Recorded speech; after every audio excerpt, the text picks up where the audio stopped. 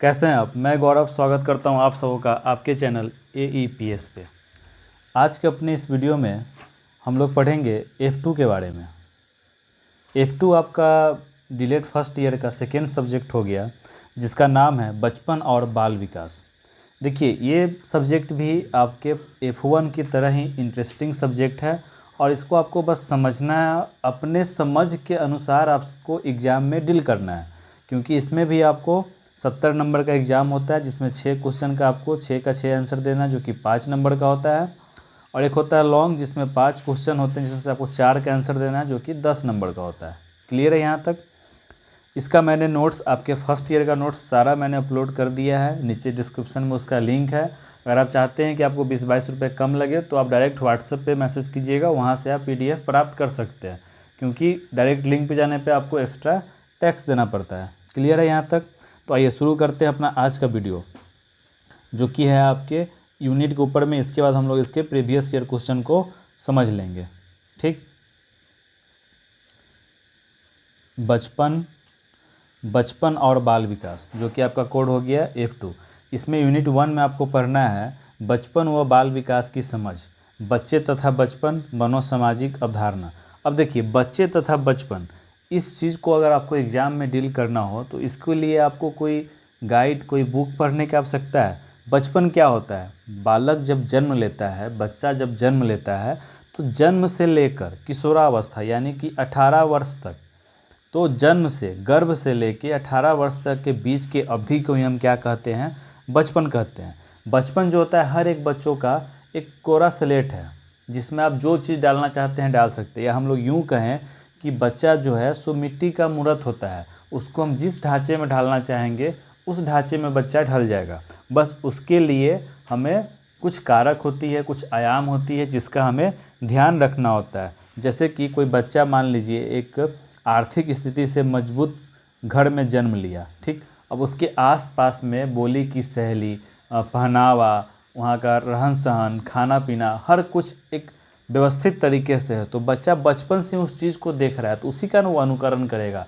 अनुकरण कहने का तात्पर्य हो गया, उसको देखकर वो अपना कॉपी करेगा, अपने आप में उसी चीज़ को ढालेगा।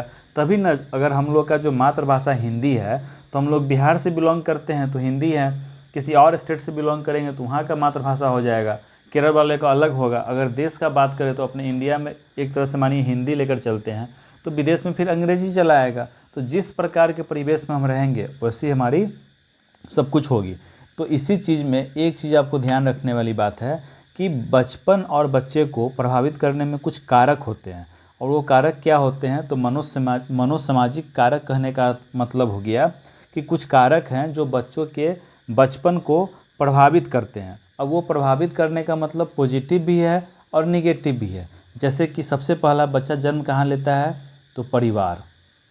ठीक। उसके बाद परिवार में आ जाता है तो उसके आसपास में दोस्त लोग होते हैं। तो दूसरा क्या हो जाएगा? अपना आस पड़ोस। अब आपको परिवार के ऊपर में कुछ लिखना है तो इसमें आप नहीं लिख सकते हैं कि बच्चा सबसे पहले जन्म लेता है परिवार में, उसका सबसे प्रथम दोस्त जो है सो कौन होगी? माँ होगी। प्रथम गुरु कौन होगी? माँ होगी। बच्चा माँ के साथ में अपना अधिकतम समय व्यतीत करता है। तो इस प्रकार से आपको किसी बच्चे को अपने मन में रख के डील करना है। ठीक। दूसरा कारक अपना हो गया आस पड़ोस। तीसरा क्या बच्चा का बनेगा? मित्र बन जाएगा। ठीक। उसका जब बच्चा का मित्र बनेगा तो इतना चीज़ हो गया। उसके बाद अपना पोषण हो जाएगा। फिर बच्चा स्कूल भी जाएगा पढ़ने तो अपना विद्यालय हो गया। उसके बाद उसका आर्थिक स्थिति हो गया। ये सब आपका क्या है? मनोसामाजिक कारक है। उसके बाद उसका जिस समुदाय में वो है वो अपना समुदाय हो जाएगा, वातावरण हो जाएगा। ये सब क्या है? बच्चे के मनोसामाजिक कारक हैं जो उसको प्रभावित करते हैं। अब वो पॉजिटिव में प्रभावित कर रहे हैं कि नेगेटिव में प्रभावित कर रहे हैं, ये डिपेंड करता है आपके एग्ज़ाम में पूछे गए क्वेश्चन के ऊपर। जैसे कि मान के चलिए आपके एग्ज़ाम में क्वेश्चन आ जाएगा कि प्राथमिक स्तर पे बच्चों को प्रभावित करने वाले ऐसे कौन से कारक हैं जिनसे उनका विकास, सर्वांगीण विकास नहीं हो पाता है। तो उसमें अगर मान लीजिए आप परिवार का नाम ले रहे हैं तो उसमें आप क्या जोड़ दीजिएगा कि बच्चा एक आर्थिक स्थिति से कमज़ोर परिवार में उसका जन्म होता है, उसका पालन पोषण सही तरीके से नहीं हो पाता है, जिस मात्रा में उसे खान पान मिलना चाहिए उसे मात्रा में नहीं मिलता है, जिसके कारण वो बीमारी का शिकार हो सकता है। परिवार में अगर भाषा की शैली नहीं है, बोलने का तरीका नहीं है, रहन सहन नहीं है, तो बच्चा उस चीज़ को नहीं सीख पाएगा। उसके आसपास में अगर बोलने का तरीका हो गया, रहने का तरीका हो गया। बोली में नहीं होता है रे कहाँ छे, एक जगह क्या होगा बाबू कहाँ हो, तो दोनों में अंतर है। रे कहाँ छे, रे तुम क्या कर रहा है, तो हर बात में रेकार करना, तो बच्चा क्या रेकार करना ही सीखेगा, उसके अंदर में अनुशासन नहीं आ पाएगा। तो इस चीज़ ये सारे कारक को आप पॉजिटिव भी ले सकते हैं और निगेटिव में भी ले सकते हैं। क्लियर है यहाँ तक? चलिए दूसरा पॉइंट अपना क्या है, बाल विकास। मैंने आपको यहाँ पे बचपन बता दिया, कारक बता दिया। अब अपना तीसरा पॉइंट क्या है, बाल विकास। अब देखिए बाल विकास जो होता है, तो बाल विकास इसमें से आपको बाल का तो मतलब पता है, बच्चा का मतलब। अब विकास, तो देखिए विकास जो है सो एक सार्वभौमिक प्रक्रिया है।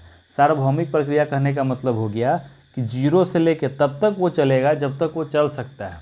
मतलब कि इसको हम लोग बोल सकते हैं गर्भ से लेके कर्भ तक के चलने वाली प्रक्रिया क्या है, अपना विकास है। ये कभी नहीं रुकता है, आपको हमेशा निरंतर विकास होता रहता है। ठीक, तो बाल विकास है, तो इसमें क्या होगा कि विकास का जो सार्वभौमिक प्रक्रिया ये हर एक जीव में पाया जाता है, चाहे वो इंसान हो चाहे वो जानवर हो, हर जगह। अगर अपना पेड़ पौधा भी लीजिएगा तो उसको आप अगर एक नींव डाल रहे हैं, एक बीज डाले, तभी ना वो एक पेड़ का रूप ले लेता है। तो विकास तो वहाँ भी चल रहा है। तो इसको प्रभावित करने में कुछ आयाम होते हैं और कुछ मनोवैज्ञानिक हैं जो इसके ऊपर में बोल रहे हैं। ये सारे आपके नोट्स में अवेलेबल है, जैसे कि को एंड क्रो के अनुसार कहते हैं कि बाल मनोवैज्ञानिक वह वैज्ञानिक अध्ययन है जो व्यक्ति के विकास का अध्ययन गर्भकाल के प्रारंभ से किशोरावस्था की प्रारंभिक अवस्था तक करता है। मतलब कि को एंड क्रो के अनुसार बाल विकास की जो अवधारणा है सो एक प्रकार का ऐसी अवधारणा है, उसका जो अध्ययन होता है सो ऐसा अध्ययन है जो बच्चे के जन्म से लेकर उसके किशोरावस्था की अवधि तक में होता है। उसी को हम लोग क्या बोलते हैं, बाल विकास का अध्ययन बोलते हैं। क्लियर है? तो जैसे ही बाल विकास की बात आएगी तो बाल विकास के बाद में कुछ अवस्थाएं आती हैं और उस अवस्थाएं को आपको ध्यान में रखना है। जैसे कि सबसे पहला अवस्था क्या होता है, देखिए अवस्था में आपको बहुत तरह की बातें मिलेगी, पर आपको मेनली जो पढ़ना है सो 4 अवस्था पढ़ना है। अब इसको आप लोग जैसे बांट लीजिए वो चल सकते। जैसे कि सबसे पहला अपना क्या होता है, शैशवा अवस्था। इसको हम लोग यहाँ पे जन्म से 5 वर्ष तक मान के चलते हैं। इसी में आपको बहुत जगह ये लिखा हुआ मिलेगा जन्म से 2 वर्ष तक, क्योंकि वहाँ पे क्या होता है उसको हम लोग आगे अभी समझते हैं। दूसरा अवस्था क्या हो जाएगा अपना, बाल्यावस्था। देखिए इस बात पे अभी आप लोग पहले समझ लीजिए, 6 से 12 वर्ष तक शैशवा अवस्था, जन्म से 5 वर्ष तक। ठीक, तीसरा अपना क्या हो जाएगा, किशोरावस्था, 12 से 18 वर्ष तक। उसके बाद अपना क्या आ जाएगा, प्रौढ़ा अवस्था, जो कि अपना होता है 18 वर्ष से बाद का। अब देखिए यहाँ पे आप में से बहुत लोग बोलेंगे कि सर शैशवा अवस्था तो जन्म से 2 वर्ष तक ही होता है। तो यहाँ पे आपको ये चीज़ समझना है कि जब बाल्यावस्था को हम लोग विभाजित करते हैं 2 पार्ट में, ठीक, एक अपना हो जाता है पूर्व बाल्यावस्था और एक अपना हो जाता है उत्तर बाल्यावस्था। तो पूर्व बाल्यावस्था होता है 2 से 6 वर्ष तक और उत्तर बाल्यावस्था होता है अपना 6 से 12 वर्ष तक। तो मैंने यहाँ पे विभाजित नहीं किया, मैंने यहाँ पे एक ही बाल्यावस्था लिया जो कि 6 से 12 वर्ष है। इसीलिए यहाँ पे शैशवा अवस्था आपका जन्म से 5 वर्ष तक है। क्लियर है अवस्था आपका? अब देखिए इसमें क्या है कि हर एक अवस्था की अपनी अपनी विशेषताएं होती हैं, जो कि आपके नोट्स में अवेलेबल। ऐसे आप लोग अपने मन से भी इसको आप लिख सकते हैं। आपको सिंपल करना क्या है कि आपके घर में कोई एक बच्चा होगा जिसका जन्म हुआ, मान लीजिए आपके नज़र के सामने जिस बच्चे का जन्म हुआ उसको आप जन्म से 18 वर्ष तक की अवधि तक देखें, 18 वर्ष तक नहीं देखें तो जन्म से 10 वर्ष तक तो देखे हैं ना। तो कैसे कैसे उसमें क्या क्या बदलाव आए हैं उसी को आपको यहाँ पे ईयर वाइज में डील करते हैं। जैसे कि मान चलिए शैशवा अवस्था होता है, तो इसमें क्या होता है, बच्चों का मानसिक विकास, शारीरिक विकास बहुत फास्ट होता है। देखते होइएगा बच्चा जन्म लिया और 1 साल में कितना बड़ा हो जाता है, तो उसका शारीरिक विकास बहुत फास्ट होता है। वो बड़ों पे निर्भर होता है, वो अपना काम खुद कर पाता है, नहीं कर पाता है, उसमें बड़ों पे वो निर्भर रहता है। दोहराने की प्रवृत्ति होती है, कुछ भी चाहिए होता है तो बस रोने लगेगा, उसको भूख लगा तो रोएगा, कुछ ज़्यादा खुश पिएगा तो रोएगा, कुछ सामान चाहिए तो रोने लगेगा। माँ से दूर मतलब कि वो दूसरे को समझ भी नहीं पाता है, उसके लिए जो उसको खिलाएगा उसको वो समझ रहा है। ठीक, कोई अनजान नहीं, जैसे किसी के गोद में चला जाएगा, घूमने चला जाएगा। तो ये सब अपना क्या है, शैशवावस्था का अपना विशेषताएँ हो गए। उसी तरह से अपना बाल्यावस्था होता है। बाल्यावस्था में क्या होता है कि इसमें भी शारीरिक विकास और मानसिक विकास में थोड़ा सा मतलब कि स्थिरता आती है। ठीक, और इसमें बच्चे का भाषा विकास बहुत फास्ट होता है, क्योंकि बाल्यावस्था में बच्चा विद्यालय जाता है, आस पड़ोस में घूमता है, अपने मित्र से मिलता है, तो उसका भाषा का विकास काफ़ी फास्ट होता है, अनुकरण करने की उसके अंदर में प्रवृत्ति आती है। क्लियर है। उसके बाद अपना है किशोरावस्था। फिर से किशोरावस्था में क्या होता है कि शारीरिक विकास काफ़ी फास्ट होता है। देखते होइएगा, एक बैग नहीं बोलते अरे तुम तो जवान हो गया, तो ऐसा क्यों बोलते हैं? क्योंकि वो किशोरावस्था में जाता है और उसको आप बोलते हैं अरे ये तो जवान हो गया, इसको तो दाढ़ी मोच आ गया, अरे लड़की ऐसे हो गई, तो वो उसके किशोरावस्था की पहचान है। उस अवस्था में उसका शारीरिक विकास काफ़ी फास्ट होने लगता है। ठीक, उसमें काम करने का भावना आता है। उसके बाद इसको जो हम लोग यौवन यौवन बोलते हैं, जिसको हम लोग क्या बोलते हैं, यौन परिपक्वता, मतलब कि बच्चे का, इसको आप सिंपल अपने लैंग्वेज में बोलिएगा तो नहीं बोलते हैं तुम तो जवान हो गया, तो वो अवस्था आ जाती है इसमें। अमूर्त चिंतन जिसको बोलते हैं जीन प्याजे। अमूर्त चिंतन का मतलब हो गया किसी बात को अपने मन में विचार करना, सोचना कि आखिर ऐसा हुआ तो क्यों हुआ, पापा हमको डांटे तो क्यों डांटे, चॉकलेट नहीं लाए तो क्यों नहीं लाए, हमको नंबर कम आया तो हम क्या करें। अगर मान लीजिए टीचर आपको नंबर दे दिया 08, अब इसमें सोचिए कि इसको हम क्या करें कि इसको हम 88 बना दें, पापा से डांट सुनने से बच जाए। तो ये सब क्या होता है, अपना अमूर्त चिंतन होता है। क्लियर है यहाँ तक। अब चलिए इसके आगे हम लोग पढ़ेंगे बाल विकास के विविध आयाम। यहाँ पे है ना विविध आयाम। तो आयाम कहने का मतलब होता है कि देखिए, आयाम किसी भी एक क्षेत्र में विकास जो है अपना, कोई भी एक क्षेत्र में अगर विकास होगा तो उसको हम लोग संपूर्ण विकास कहेंगे? नहीं कहेंगे। बच्चा का मान लीजिए शारीरिक विकास हुआ और बौद्धिक विकास होबे नहीं किया, तो उसको आप क्या बोलिए कि बच्चा एकदम विकसित है? नहीं बोलिएगा। उसका हर एक फील्ड का विकास होगा तभी ना उसका सर्वांगीण विकास होगा। तो वो कुछ आयाम पे निर्भर करता है, जैसे कि अपना क्या हो जाएगा, शारीरिक विकास हो गया। ठीक, ये सब अपना क्या है, आयाम है। संवेगात्मक, ये वर्ड आप लोग सुनते होइएगा, सोचते होइएगा कि सॉरी क्या कौन सा वर्ड है। संवेगात्मक कहने का मतलब हो जाता है अपना, इसमें आपका अर्थ होता है भाव से, जैसे कि कोई क्रोध करना, प्रेम करना, ईर्ष्या करना, ये सब क्या है, संवेगात्मक है, इमोशन, इसको आप इमोशन कह सकते हैं। उसके बाद अपना क्या होगा, संज्ञानात्मक विकास, ये आपका माइंड से जुड़ जाता है। क्लियर है। उसके बाद अपना सामाजिक विकास, सब कुछ आपके नोट्स में पॉइंट बाई पॉइंट क्लियर है। नैतिक विकास, नैतिक विकास कहने का मतलब हो गया, घर में कोई चाचा है, कोई मामा है, आप उठे आप उनको प्रणाम कर लिए, तो ये क्या है, आपका मोरल, आपके अंदर मोरल डेवलपमेंट है। आपने देखा अपने से बड़ों को कि जैसे ही कोई बड़ा आता है तो उसको वो प्रणाम करते हैं, तो ये क्या है, उसका नैतिक विकास का पार्ट हो गया। उसके बाद अपना क्या होता है, भाषिक विकास, मतलब कि लैंग्वेज का विकास होगा। क्लियर है। अब इसके आगे हम लोग को क्या पढ़ना है कि बाल विकास को प्रभावित करने वाले कारक। अब देखिए, बाल विकास को प्रभावित करने वाले कारक कौन कौन से हो सकते हैं। तो जैसे हर कुछ का पार्ट होता है, तो इसी तरह से शारीरिक कारक भी हो सकता है, फिजिकल कारक हो सकता है, वंशानुगत कारक, मतलब कि बच्चा को जन्म से जो उसके माता पिता के जीन के द्वारा उसको कोई बीमारी मिल गया, कुछ प्रॉब्लम हो गया, उसको क्या बोलते हैं, वंशानुगत कारक बोलते हैं। जीवन की घटनाएं हो सकता है, जैसे कि मान लीजिए कोई बच्चा बचपन में घूमने जा रहा है, उसका एक्सीडेंट हो गया, तो उससे क्या होगा, उसका पैर टूट गया, तो वो जीवन की घटनाएं हो सकती है। भौतिक वातावरण हो गया, भौतिक वातावरण कहने का अर्थ हो गया, ये सब क्या है, उसके विकास को प्रभावित करने वाले भौतिक वातावरण। भौतिक वातावरण कहने का मतलब हो गया कि जिस परिवेश में वो रह रहा है, उस परिवेश की कमियां, भौतिक सुविधाओं का अभाव। जैसे कि मान के चलिए अभी बारिश का मौसम है और उसके पास में छत नहीं है, वो रोड पे रह रहा है, तो उसके ऊपर बारिश गिर रहा होगा, तो क्या हुआ, उसकी भौतिक वातावरण में कमी हुआ। ठीक, उसके बाद अपना हो जाएगा उसका बुद्धि। ठीक है।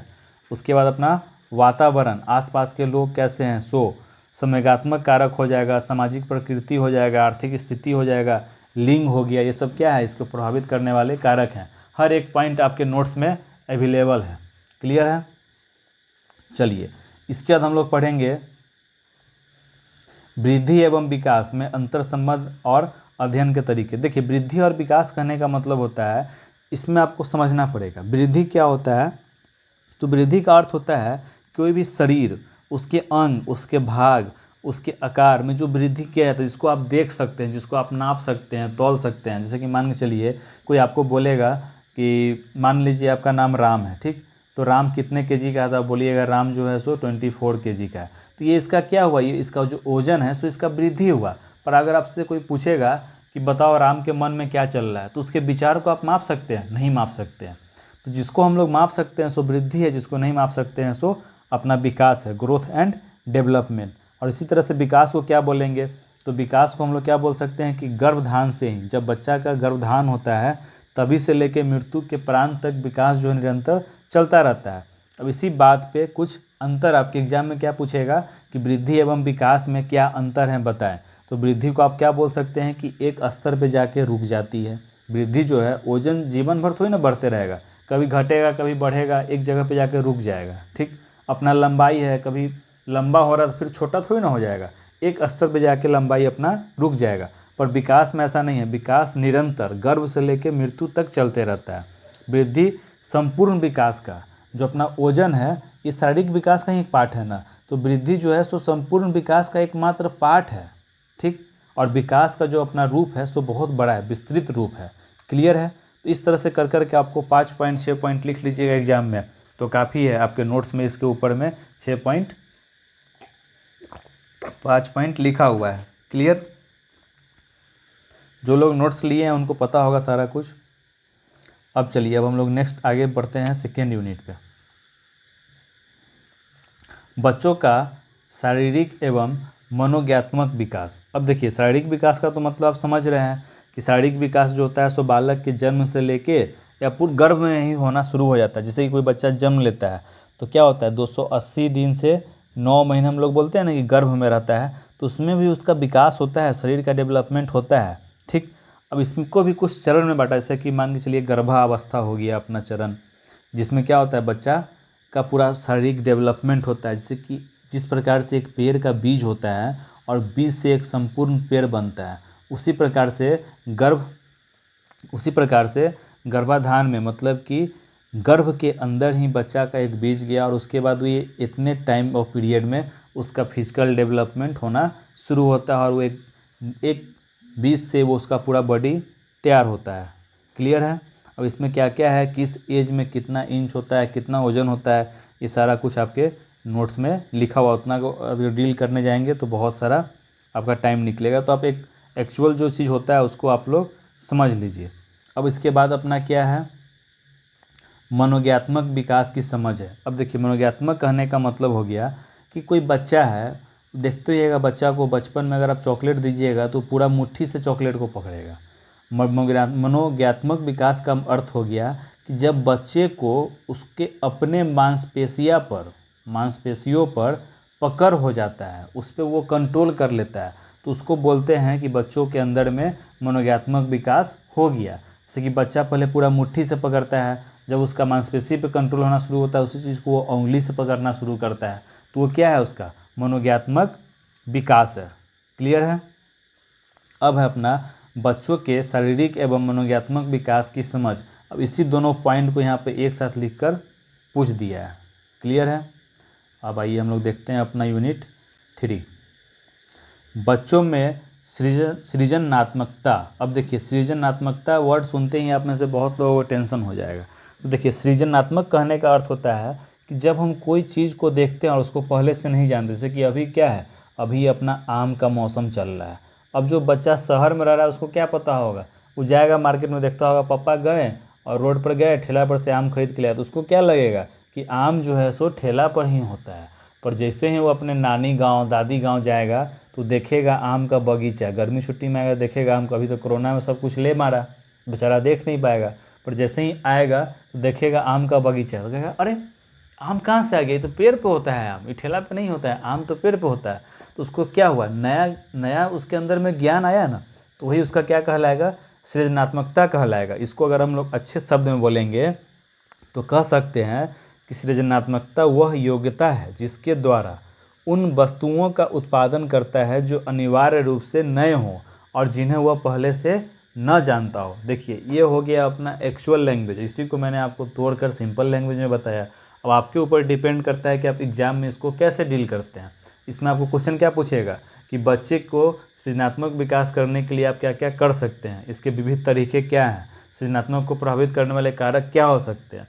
तो आपको जब पता है सृजनात्मक का अर्थ, तो आप इसको आराम से डील कर सकते हैं। क्लियर है?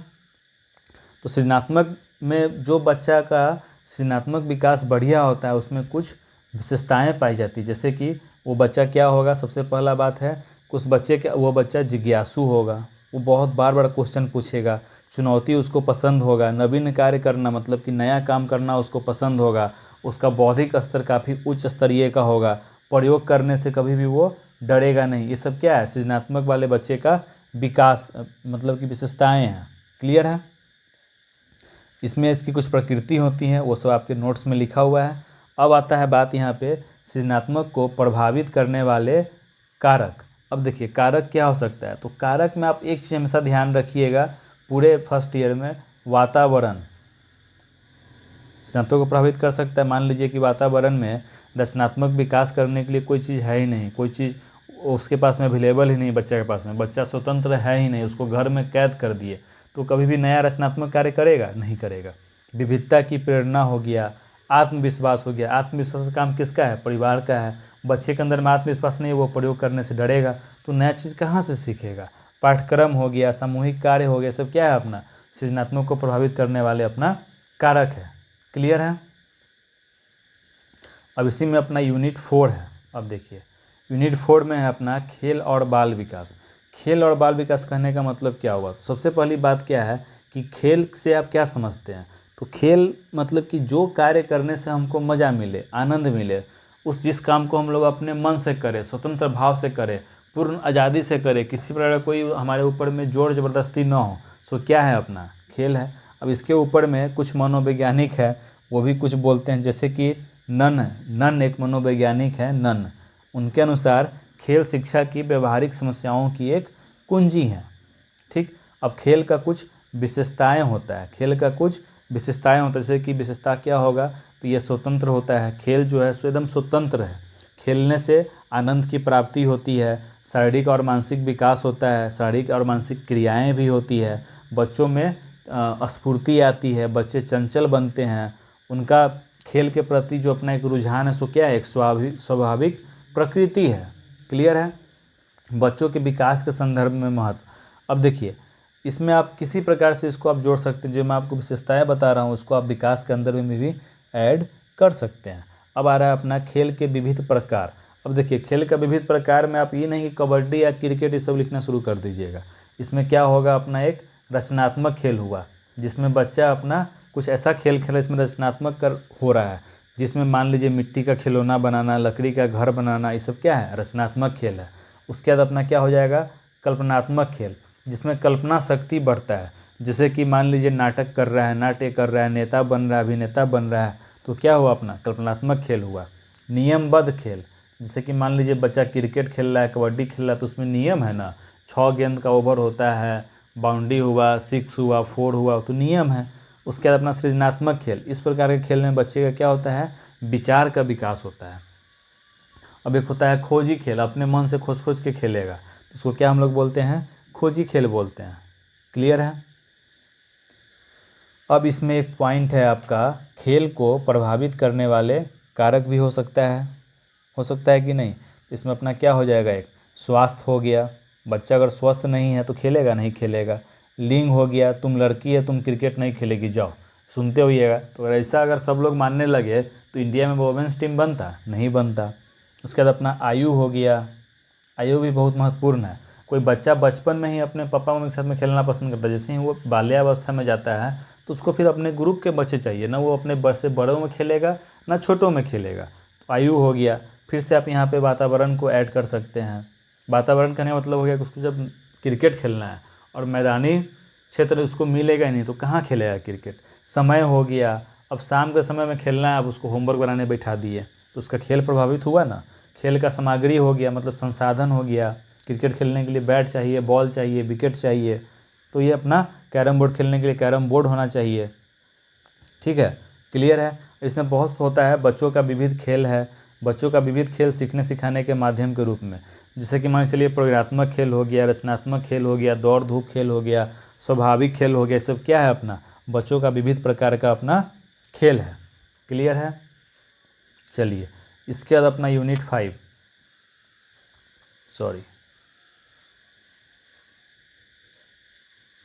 5 में है अपना बच्चे और व्यक्तित्व विकास। इसमें सबसे पहला क्या आ रहा है, व्यक्तित्व विकास के विविध आयाम, एरिक्सन के सिद्धांत का संदर्भ। यानी कि एरिक्सन के अनुसार व्यक्तित्व का क्या क्या है उसको आपको एरिक्सन के संदर्भ में बताना है। तो एरिक्सन जी जो थे सो मानवीय व्यक्ति के विकास में सामाजिक एवं ऐतिहासिक कारकों की भूमिकाओं को स्वीकार करते थे। इसलिए इनके सिद्धांत को क्या कहा गया, व्यक्तित्व मनोसामाजिक सिद्धांत कहा गया। ठीक, इनके सिद्धांत के अनुसार जो बच्चा है ना, उसका पूरा जीवन जो है सो 8 चरण में बना हुआ है, जो 8 चरण में है। ठीक, अब ये 8 चरण जो था अपना, जो कि अपना क्या कहलाता है, विश्वास बनाम अविश्वास, जिसको हम लोग बोलते हैं अपना शैशवावस्था। पहला क्या था अपना, विश्वास बनाम अविश्वास, जिसको हम लोग बोलते हैं शैशवावस्था। इसमें बच्चा को विश्वास भी होता है और विश्वास नहीं भी होता है। चॉकलेट दीजिएगा तो आपसे प्रेम करेगा, नहीं दीजिएगा तो प्रेम नहीं करेगा। दूसरा अपना होता है प्रारंभिक बाल्यावस्था, जिसको बोलते हैं स्वतंत्रता बनाम लज्जा। इस तरह का वर्ड है, आपके नोट्स में लिखा हुआ है। स्वतंत्रता बनाम लज्जा कहने का अर्थ हो गया कि बच्चे को आप स्वतंत्र रूप से खोज छोड़ ही नहीं रहे हैं, तो उसके अंदर में क्या हो जाएगा, वो जैसे ही नए आदमी को देखेगा तो शर्मिला मतलब लजाने लगेगा।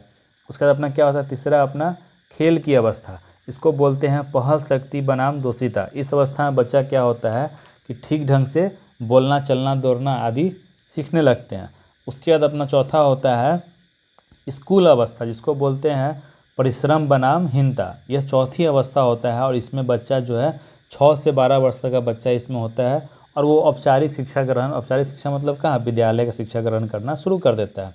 पाँचवा अपना होता है किशोरावस्था, इसको हम लोग बोलते हैं एरिक्सन के भाषा में अहम बनाम सभ्रांति। इसके अनुसार क्या होता है कि बच्चों में पॉजिटिव और नेगेटिव थिंकिंग का विकास होना शुरू हो जाता है। उसके बाद छठा अपना है तरुण वयस्का अवस्था, इसको बोलते हैं घनिष्ठ बनाम विकृति। इसका अर्थ होता है कि इस अवस्था में जो बच्चा 20 से 30 वर्ष तक का है ना, उसको हम लोग लेते हैं और इसमें बच्चा माता पिता भाई बहन के साथ अपना घनिष्ठ संबंध बनाना शुरू कर देते हैं। सातवां अपना होता है मध्य वयस्का अवस्था, जिसको बोलते हैं इरेक्शन के शब्द में जनात्मकता बनाम स्थिरता। यह अवस्था आपको 30 से लेके 65 वर्ष तक का होता है और इस अवस्था में के लोग जो हैं सो अपने समाज में, अपने आसपास में कल्याण के भावनाओं के बारे में सोचते हैं। और आठवां होता है अपना परिपक्वता, यह होता है अहम संपूर्णता बनाम निराशा। इस अवस्था में 65 वर्ष से ऊपर के लोग होते हैं और उनका क्या होता है कि समाज के प्रति, परिवार के प्रति, अपने उम्र के लोगों के साथ में संबंध स्थापित करना, ये सब उनका एक आदत होता है। ठीक, इसके बाद अपना है जॉन बॉल्बी का सिद्धांत अन्य विचार। अब देखिए जॉन बॉल्बी का बात अगर जैसे ही आएगा तो इनका कहना था, इनका एक सिद्धांत था जिसको हम लोग बोलते हैं लगाव का सिद्धांत। ये सारे सिद्धांत आपके नोट्स में अवेलेबल हैं, इसको आपको अच्छे से रीड आउट करना होगा ताकि एग्ज़ाम में आपके आएंगे एक न एक कोई ना कोई पूछेगा। क्योंकि यहाँ पे देखिए एरिक्सन है, जॉन बॉल्बी है, जीन पियाजे हैं और कोहलबर्ग है। ये आपके सीटेट के एग्ज़ाम के लिए भी काफ़ी ज़्यादा यूजफुल है और आपके इस एग्ज़ाम में भी 10 नंबर में एक किसी का न किसी का आएगा। तो नोट्स से लेकर प्रॉपर आप लोग इसको देख सकते हैं। तो जॉन बॉल्बी जो हैं सो लगाव का सिद्धांत दिए थे। इसमें 4 अवस्थाएँ थी जिसका नाम था अपना पूर्व संबंध अवस्था, संबंध निर्माण की अवस्था, उसके बाद स्पष्ट संबंध की अवस्था और पारस्परिक संबंधों का निर्माण, जो कि अपना 2 वर्ष के बाद होता है। तो ये जन्म से लेकर 2 वर्ष तक के बीच में 4 अवस्थाएं बांटे थे, जिसको हम लोग क्या बोलते हैं, लगाव का सिद्धांत। यही था जॉन बॉल्बी का। क्लियर है। इसके बाद अपना बात आता है जीन पियाजे का। अब देखिए जीन पियाजे कहना, इनका जो जन्म था सो 1886 ईस्वी में स्विट्ज़रलैंड में हुआ था और ये क्या किए थे, संज्ञानात्मक विकास का सिद्धांत दिए थे। इनके अनुसार ये बच्चों को इनके अनुसार बच्चे को इन्होंने बांटा था 4 अवस्थाएं में दिया था और इस अवस्था से पहले इनका जो सिद्धांत था इसके अंदर में कुछ संप्रत्यय थे, मतलब कि कुछ इनका अपना वर्ड था। जैसे कि आप सुने होइएगा कभी अनुकूलन सुने होइएगा, आत्मसातकरण सुने होइएगा, समायोजन सुने होइएगा, ठीक, स्कीमा सुने होइएगा। ये सब क्या है, इसका इनका संप्रत्यय था। ठीक, इसको आप लोग नोट्स में ऑलरेडी देख ही रहे हैं।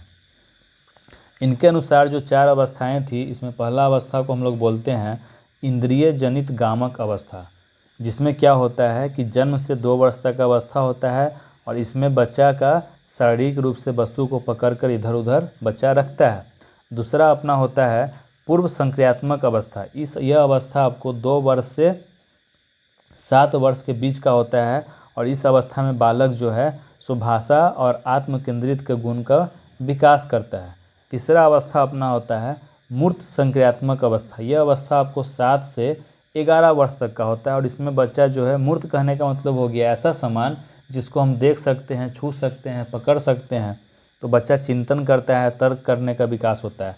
और चौथा अवस्था था अपना अमूर्त संक्रियात्मक अवस्था। यह अवस्था आपको 11 से 15 वर्ष तक का था। और इसमें बच्चा अपना तर्क, अपना विचार, इस अवस्था के बालक अच्छी तरह से सोचने का, समस्या समाधान करने का, निर्णय लेने का आदि का क्षमता क्या करते थे, विकास कर लेते हैं। क्लियर है यहाँ तक। अब लास्ट अपना टॉपिक है कोहलवर्ग का सिद्धांत। कोहलवर्ग सिद्धांत कहने का मतलब हो गया, इनका पूरा नाम क्या था, लॉरेंस कोहलवर्ग था। और ये अमेरिका के मनोवैज्ञानिक थे। सीटेट में जीन पियाजे और कोहलवर्ग, जॉन बॉल्बी और एरिक्सन काफ़ी ज़्यादा इंपॉर्टेंट है। कोहलवर्ग के अनुसार क्या था कि इन्होंने अवस्थाएं दी थी और उस अवस्थाएं में 2-2 चरण दिया था। अब हर एक चरण को अगर हम लोग डील करेंगे तो इन्होंने 3 अवस्था दिया था और तीनों अवस्था में प्रत्येक में 2-2 चरण दिया। जैसे कि पहला अवस्था क्या था इनका, पूर्व रूढ़िगत नैतिकता अवस्था। ये 4 से 10 वर्ष के बीच में था। इसमें जो 2 चरण था तो उसमें पहला चरण था दंड तथा आज्ञा पालन का और दूसरा था आत्म अभिरुचि तथा प्रतिफल अभिमुखता। तो ये 2 चरण था। ये सारा कुछ आपका थ्योरिकल पार्ट हो जाता है जिसको आप अपने मन से नहीं लिख सकते हैं और इसको सुनकर मैं आपको बोर नहीं करूँगा। तो इसके लिए आपके नोट्स में सारा कुछ अवेलेबल है, वहाँ से लेकर आप लोग देख सकते हैं। और आगे इसका जो प्रीवियस ईयर क्वेश्चन होगा और वहाँ पे कुछ इसके बारे में पूछा जाएगा तो उसको हम लोग अच्छे से डील कर लेंगे। क्योंकि आपका वीडियो आज चला गया 32 मिनट के आसपास का, तो इतना लंबा वीडियो आप लोग देखिएगा तो बोरिंग फील कीजिएगा। तो उससे अच्छा है कि थोड़ा सा पढ़िए, आनंद के साथ पढ़िए। और कोई दिक्कत हो तो आप मुझे व्हाट्सएप पे मैसेज कर लीजिए, कॉल कर लीजिए। और आप में से किसी को भी नोट्स लेना हो तो 8789666040 पे मुझे व्हाट्सएप पे मैसेज कीजिए कि फर्स्ट ईयर नोट्स। और मैं आपको बराबर बोलता हूँ कि ना मैं कोई आपका सर हूँ, ना प्रोफेसर हूँ, ना टीचर हूँ। तो ओनली कॉल मी गौरव। क्लियर है। तो आपको क्या करना है, व्हाट्सएप मैसेज करना है 8789666040 पे। फर्स्ट ईयर का नोट्स चाहिए आपको, वहाँ से लड़का नोट्स भेज देगा। वीडियो सही लगा हो तो लाइक करें, शेयर करें, सब्सक्राइब करें और बेल आइकन पे अवश्य क्लिक करें ताकि आपको रेगुलर अपडेट मिलती रहे। और अपने मेहनती दोस्तों को अवश्य इस चैनल के साथ में जोड़ें ताकि आपका और मेरा और सबका क्या हो, सर्वांगीण विकास हो। धन्यवाद।